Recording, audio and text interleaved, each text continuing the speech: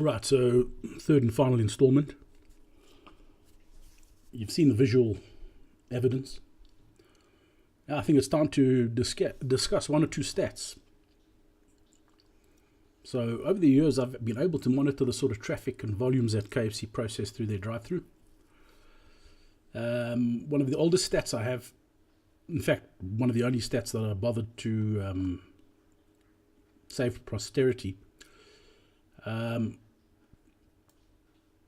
was their turnover on a Sunday, 1st of December 2013. Now, bear in mind that in May 2016, they closed for revamp, KFC did, and implemented the intercom system. So Sunday, 1st of December 2013, they weren't using the intercom system. So here we have a breakdown. KFC stats first, Steers second, of the hourly transactions, or the number of cars processed through the drive-through per hour. Based on what I see on the cameras, focusing on their collection window. So between 5 and 6 p.m., they did 48 vehicles versus Steers 36. Between 6 and 7, 44 versus 27. And between 7 and 8, 46 versus 45. Over the 3 hours, KFC processed 138 transactions versus Steers 108. Now, our figure of 108 is not based on our speed, but more just the lack of volume. Where KFC was consistently running a queue for the 3 hours, we weren't.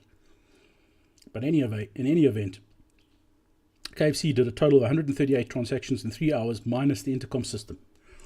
They implemented the intercom system in May 2016. So let's have a look at some figures since with their intercom system. Wednesday, the 12th of July, 2017. 5 to 6, 49 vehicles. 6 to 7, 37. And 7 to 8, 37, for a total of 123. 123 vehicles in the 3 hours, Wednesday, 12th of July, 2017. Again, as far as I can ascertain, they had a consistent queue. There were never lulls in business. They were processing as quickly as they could and using the intercom system. So a total of 123 vehicles. That's 15 shy of what they did Sunday, the 1st of December, 2013. Steers on the Wednesday in question processed 163 vehicles at a rate of 65 between 5 and 6, 59 between 6 and 7, and 39 between 7 and 8. 163 vehicles. That's 40 vehicles more than KFC did in the same time, and or 40 vehicles that would require an extra hour of business for KFC to match. Let's look at Friday the 23rd of February, as this is the date where all the video footage I provided comes from. KFC, 5 to 6, 43 vehicles, 6 to 7, 31 vehicles, and 7 to 8, 31 vehicles, for a total of 105 vehicles. Again, their queue was always maxed out. There were never lulls in business where they had no vehicles queuing or waiting to order. But their ability to process cars and process orders just seemed to be, I don't know, on the day completely backwards. A total of 105 vehicles were served. The Steers, by comparison, 48, 51, and 44 for a total of 143. So again, close to 40 vehicles more processed in a 3 hour period. Essentially, that would take KFC another hour of trading to make up that deficit of 40 vehicles. Then if we look at our latest figures, this is Steers only, Wednesday the 28th of February 2018, 54, 60, and 57. Excuse me. So 54, 60, and 57 vehicles in the space of an hour, in the space of 3 hours.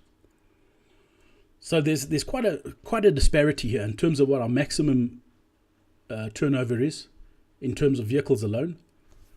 If you look at 5 to 6 on Wednesday, the 12th of July, 65 vehicles in an hour. KFC is getting nowhere near that.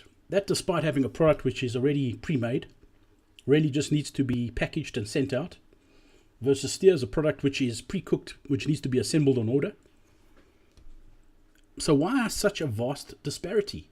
And why, prior to the intercom system, was KFC able to generate those sort of numbers, 138 cars in 3 hours, where since then, 123 and 105 on the days in question. I haven't obviously looked at every single day since. I can do that exercise if you need it, but based on the footage I have. But there's a huge disparity there. in essence, they've gone backwards since implementing the intercom system. So what's the explanation for that? Well, it's quite simple, really.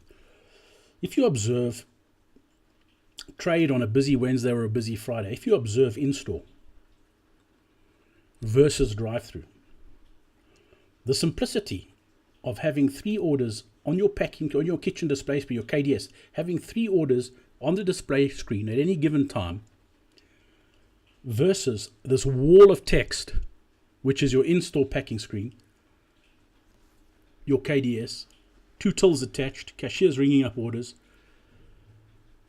So what happens is your kitchen starts confronted with this wall of text, 7 or 8 orders at any given time, in-store packing screen, versus the 3 of the drive-through. The same principles apply, first in, first out. But when you are confronted with this wall of text, your ability to process that information, to prepare the orders and get them out, is severely hampered just by the sheer scale of all this information.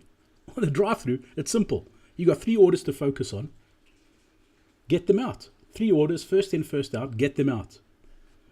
So with a smaller team of 3 or 4 personnel on the drive-through make line, they're able to much more efficiently process these orders and get these orders out. In sharp contrast to what we see in store, in sharp contrast to what we're now seeing with the KFC drive-through.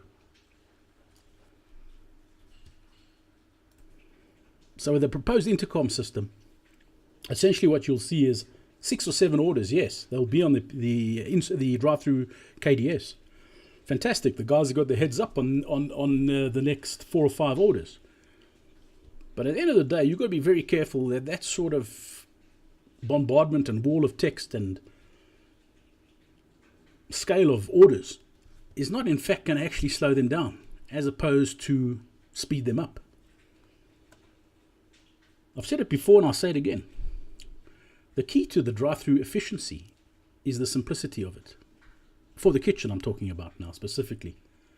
The simplicity of only having 3 orders to deal with at a time enables a staff complement of 3 or 4 to operate incredibly efficiently and quick.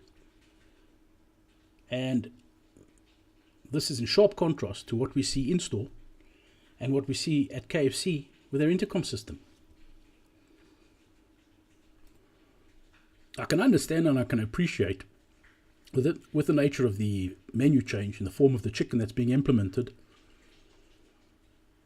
the kitchen needs more prep time. 3 minutes turnaround time in reality is closer to 4 minutes. By the time the message is conveyed, by the time the person responsible for prepping the chicken gets onto it, by the time it's packaged and is sent out, you're looking at closer to 4 minutes, which is way too long to be offered on the drive-through menu. But operationally, there must be ways to overcome this. And I'm pretty committed to getting that turnaround time down to 1.5 minutes, 2 minutes. And I think under those circumstances and under those conditions, it's doable without the use of the intercom system. Yes, the intercom system might help us with our preparation of the chicken for particular orders, but I'm afraid it's going to have a detrimental and knock-on effect on every other aspect of our operations. So I really need you to consider this.